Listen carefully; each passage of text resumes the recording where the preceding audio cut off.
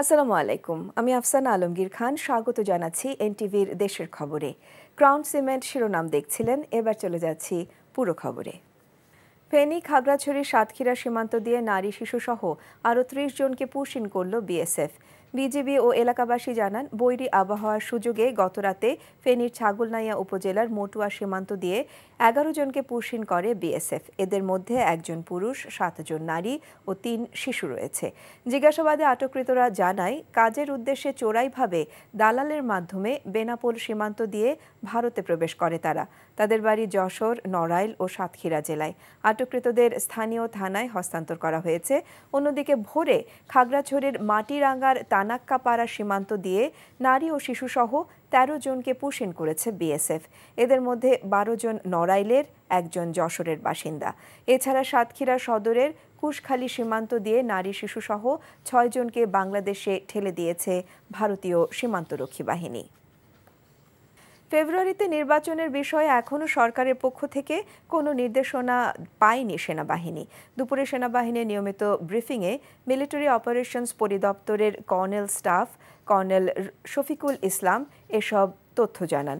বলেন, সীমান্তে পুশিনের বিষয়ে সেনাবাহিনীর অন্তর্ভুক্ত হওয়ার পরিস্থিতি এখনও তৈরি হয়নি। জানানো হয়, এ পর্যন্ত সর্বমোট ৯,৬৬৭টি অবৈধ অস্ত্র ও ২,৮৬,৭৫৪ রাউন্ড গোলা বারুদ উদ্ধার করেছে সেনাবাহিনী। প্রশ্নের জবাবে তিনি বলেন, নির্বাচনের প্রস্তুতি নিয়ে এখনও সরকারের তরফ থেকে সেনাবাহিনী কোনো নির্দেশনা পায়নি, তবে সরকারি নির্দেশনা অনুযায়ী কাজ করবে সেনাবাহিনী। আমরা এখনও সরকারের পক্ষ থেকে অফিসিয়ালি কোনো নির্দেশনা প্রাপ্ত হয়নি, তবে সরকারের নির্দেশনা অনুযায়ী আমরা নির্বাচন সংক্রান্ত দায়িত্ব পালন করব। পুশিনের বিষয়ে আমাদের সীমান্ত বর্ডার গার্ড বাংলাদেশ এবং কোস্টগার্ড তারা সতর্ক এবং সচেষ্ট আছে। স্থায়ী এবং অস্থায়ী ক্যাম্পের বৃদ্ধি করা হয়েছে, আমাদের গোয়েন্দা নজরদারিও বৃদ্ধি করা হয়েছে। রাষ্ট্রপতি ও প্রধানমন্ত্রীর ক্ষমতার ভারসাম্য আনার বিষয়ে সব রাজনৈতিক দল একমত প্রকাশ করলেও এর পদ্ধতি নিয়ে ভিন্ন ভিন্ন মত দিয়েছে দলগুলো। এছাড়া রাষ্ট্রপতি নির্বাচনে গোপন ভোট কিংবা ইলেকটোরাল কলেজ ভোটের বিষয়ে পৃথক পৃথক মত দিয়েছে বিএনপি, জামায়াত, এনসিপি সহ রাজনৈতিক দলগুলো। জাতীয় ঐকমত্য কমিশনের চূড়ান্ত ধাপের ৩য় দিনের আলোচনায় এসব তথ্য উঠে আসে। হাসান মাহমুদের রিপোর্ট। সংবিধান সহ বিভিন্ন বিষয়ে সংস্কার প্রস্তাব নিয়ে রাজনৈতিক দলগুলোর সাথে জাতীয় ঐকমত্য কমিশনের দীর্ঘদিনের আলোচনার ধারাবাহিকতায় চূড়ান্ত ধাপের ৩য় দিনের আলোচনায় অংশ নেয় ৩০টি রাজনৈতিক দলের প্রতিনিধিরা। প্রধানমন্ত্রীর মেয়াদ, সংবিধান ও রাষ্ট্রের মূলনীতি, নির্বাচনী এলাকা নির্ধারণ, দিনের আলোচ্যসূচি নির্ধারিত হলেও রাষ্ট্রপতি নির্বাচন পদ্ধতি সহ আগের দিনের অনেক আলোচনাই ফিরে আসে বক্তব্যে। যদি আর্টিকেল 70টা আমরা মাথায় রেখে ওই হিসাবে যদি স্বাধীনভাবে ভোট দিতে পারে তো সেটা বোধহয় গ্রহণ করা যেতে পারে। তবে আমি বলছি যে এটা আমার একটু কনফার্মেশন দিতে হবে পরে, যেহেতু আমি এককভাবে এই কথাটা এখানে বলতে পারবো না। তবে নীতিগতভাবে আর্টিকেল 70তে যে কথা নাম উল্লেখ করেছে এটাতে কিন্তু সেটা অনুমোদন দেওয়া আছে। লোকাল গভর্নমেন্ট নির্বাচনটিও কেয়ারটেকার সরকারের অধীনে হইতে হবে, যেমনিভাবে পার্লামেন্ট নির্বাচন কেয়ারটেকার সরকারের অধীনে হবে। কারণ ইলেকশন যদি প্রপার না হয় তো তাহলে যারাই হবেন তারা তো জনপ্রতিনিধি হবেন না। নির্বাচনে জনগণের প্রতিনিধিত্বমূলক যে সদস্যরা থাকবেন তাদেরকে নিয়ে এক্সটেন্ডেড ইলেকট্রাল কলেজ হবে for the election of the president of this country. আলোচনার শুরুতে ঐকমত্য কমিশনের পক্ষ থেকে বলা হয়, কমিশনের অনেক ভুল ত্রুটি থাকলেও রাজনৈতিক দলগুলোর আন্তরিকতার কারণে সংস্কার ইস্যুতে আলোচনা অগ্রসর হচ্ছে। গত কয়েকদিনে আপনারা যে আন্তরিকতা দেখিয়েছেন, আমাদের এই ত্রুটি বিচ্ছির দিকে ক্ষমা সুন্দরভাবে দেখেছেন, তার জন্য ধন্যবাদ। পরস্পরের প্রতি যে শ্রদ্ধাবোধ আমরা দেখাচ্ছি সেটা যেন অব্যাহত রাখতে পারি। প্রধান বিচারপতির নিয়োগ বিষয়ে সংস্কার প্রস্তাব এবং সংবিধান ও রাষ্ট্রের মূলনীতি সহ প্রয়োজনীয় সংস্কার আলোচনা হয় বৈঠকে। জেলা পর্যায়ে এবং সিটি কর্পোরেশনের একজন করে প্রতিনিধির সাথে উচ্চকক্ষ, নিম্নকক্ষ, এই যে ইলেকট্রাল কলেজ, এই ইলেকট্রাল কলেজ গ্রহণ করা যেতে পারে। আর্টিকেল 70তে বলা হচ্ছে সংসদ সদস্যগণ স্বাধীনভাবে মত দিতে পারবেন।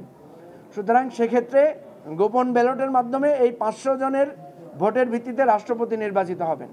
আলোচনা দীর্ঘ হওয়ায় শুক্রবার এবং পরদিন শনিবার বাদ দিয়ে রোববার আবারও আলোচনায় বসবে ঐকমত্য commission. Hasan Mahmud, NTV news, Dhaka. মুন্সিগঞ্জের শিমুলিয়া ঘাটে ড্রেজ ট্রেনিং ইনস্টিটিউটের উদ্বোধন করেন নৌ পরিবহন বিষয়ক উপদেষ্টা অবসরপ্রাপ্ত brigadier general M Sakhawat Hossain. বলেছেন, এটি নদী ব্যবস্থাপনায় গুরুত্বপূর্ণ ভূমিকা রাখবে। পরিকল্পনা তো ভালো, অ্যাপ্রিশিয়েবল। বিষয় হচ্ছে যে এই পরিকল্পনাটা বাস্তবায়ন করা। ট্রেনিং ইনস্টিটিউট না থাকে মনে হয়, আর কোথাও আছে বলে মনে হয় না, অথবা কোথাও টুকটাক মতো পড়ানো হতে পারে। ওয়েট টু ওয়েট একটা ওভারঅল একটা পিকচার দিতে পারে নদীর বিষয়ে। বাট এই একটা ট্রেনিং ইনস্টিটিউট হওয়া প্রয়োজন ছিল আমার। কিন্ডারগার্টেন স্কুলের ফি যাতে নিজেদের মতো কেউ নিতে না পারে সেজন্য নীতিমালা হওয়া উচিত বলে মন্তব্য করেছেন প্রাথমিক ও গণশিক্ষা উপদেষ্টা অধ্যাপক ডাক্তার বিধান রঞ্জন রায় পোদ্দার।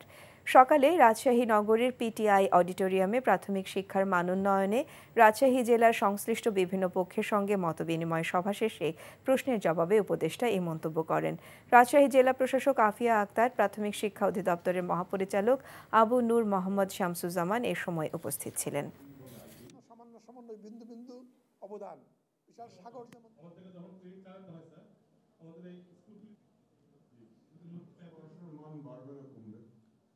আমাদের প্রত্যেকটি বিদ্যালয় গমন উপযোগী শিশু প্রাথমিক বিদ্যালয়ে ভর্তি হবে, একটা বাধ্যতামূলক, এবং সরকারের ব্যবস্থা রয়েছে সেই জন্য। কিন্তু এর পাশাপাশি কেউ যদি বেসরকারিভাবে তা পরিচালনা করে সেটা নিরোধক কোনো নীতিও নাই, ফলে সেটা চলবে, এটা ধরেই নেওয়া হয়। কিন্তু যেটা গুরুত্বপূর্ণ প্রশ্ন সেটা হচ্ছে এই বিষয়গুলো অবশ্যই সরকারের নিয়ন্ত্রণাধীন হতে হবে। বিগত স্বৈরাচার দেশের শিক্ষা ব্যবস্থাকে পরিকল্পিতভাবে ধ্বংস করেছে বলে মন্তব্য করেছেন বিএনপি কেন্দ্রীয় নির্বাহী কমিটির স্বেচ্ছাসেবক বিষয়ক সম্পাদক মীর শরফত আলী সপু। দুপুরে মুন্সিগঞ্জের বিক্রমপুর আদর্শ বিশ্ববিদ্যালয় কলেজে আয়োজিত এইচএসসি পরীক্ষার্থীদের বিদায় ও দোয়া অনুষ্ঠানে এসব কথা বলেন তিনি। আওয়ামী লীগ শুধু শিক্ষা নয়, স্বাস্থ্যসহ অন্যান্য সেক্টর ধ্বংস করেছে বলেও মন্তব্য করেন। কলেজের অধ্যক্ষ ওয়াহিদুর রহমান খান সহ বিশিষ্টজনেরা এ সময় উপস্থিত ছিলেন। কক্সবাজারের মহেশখালীতে এলএনজি সরবরাহ বন্ধ হয়ে যাওয়ায় চট্টগ্রামে গ্যাস সংকট দেখা দিয়েছে। বুধবার দুপুর থেকে নগরীর গ্যাস সরবরাহ বন্ধ হয়ে যায়, এতে বিপাকে পড়েন নগরবাসী। গ্যাস সংকটের কারণে বন্ধ করে দেওয়া হয়েছে চট্টগ্রামের বিভিন্ন সিএনজি ও এলএনজি রিফুয়েলিং স্টেশনগুলো। কর্ণফুলী গ্যাস ডিস্ট্রিবিউশন কোম্পানি লিমিটেডের মহাব্যবস্থাপক প্রকৌশলী মোহাম্মদ শফিউল আজম খান জানান, আজকের মধ্যে স্বাভাবিক হতে পারে গ্যাস সরবরাহ। পঞ্চগড় সদরে জাল $৮০,০০০ সহ ৬ প্রতারক চক্রকে আটক করেছে যৌথ বাহিনী। যৌথ বাহিনী সূত্র থেকে জানা যায়, সকাল থেকে বিকেল ৩টা পর্যন্ত শহরের বিভিন্ন জায়গায় অভিযান চালিয়ে তাদের আটক করা হয়। এ সময় আটককৃতদের কাছ থেকে $৮০,০০০ জাল ডলার, মোবাইল সেট, মোটরসাইকেল, ইয়াবা ট্যাবলেট সহ নানা আলামত উদ্ধার করা হয়েছে। এই চক্রটি দীর্ঘদিন ধরে দেশে ও দেশের বাইরে জাল ডলারের ব্যবসা করে আসছিল। আটককৃতদের বিরুদ্ধে মামলা দায়েরের প্রস্তুতি চলছে বলে জানানো হয়।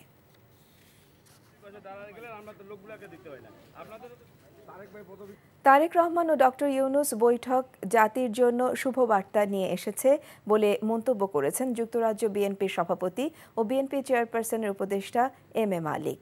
দুপুরে সিলেটের দক্ষিণ সুরমার তেতলি এলাকায় সাংবাদিকদের সাথে মতবিনিময়কালে তিনি এসব কথা বলেন। প্রশাসনের ভেতরে লুকিয়ে থাকা ফ্যাসিস্টের দোসররা নির্বাচন বানচাল করতে চেয়েছিল বলেও মন্তব্য করেন তিনি। এদিকে দেশের সকল ষড়যন্ত্র রুখে দিতে নির্বাচিত সরকারের বিকল্প নেই বলে মন্তব্য করেন বিএনপির চেয়ারপারসন খালেদা জিয়ার উপদেষ্টা আব্দুস সালাম।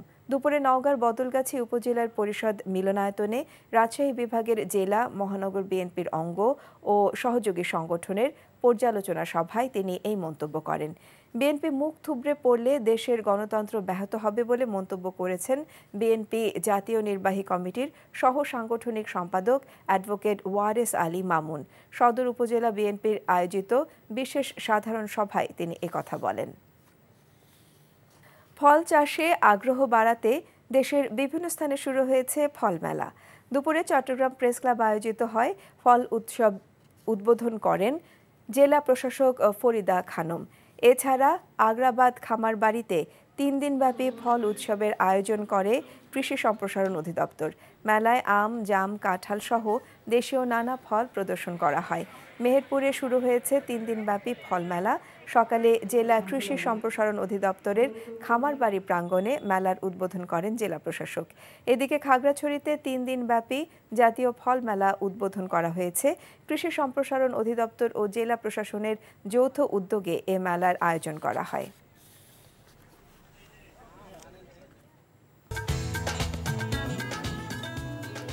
এই ছিল দেশের খবরে। এই খবরের ভিডিও সহ আপডেট জানতে ভিজিট করুন এনটিভি অনলাইন www.ntvbd.com।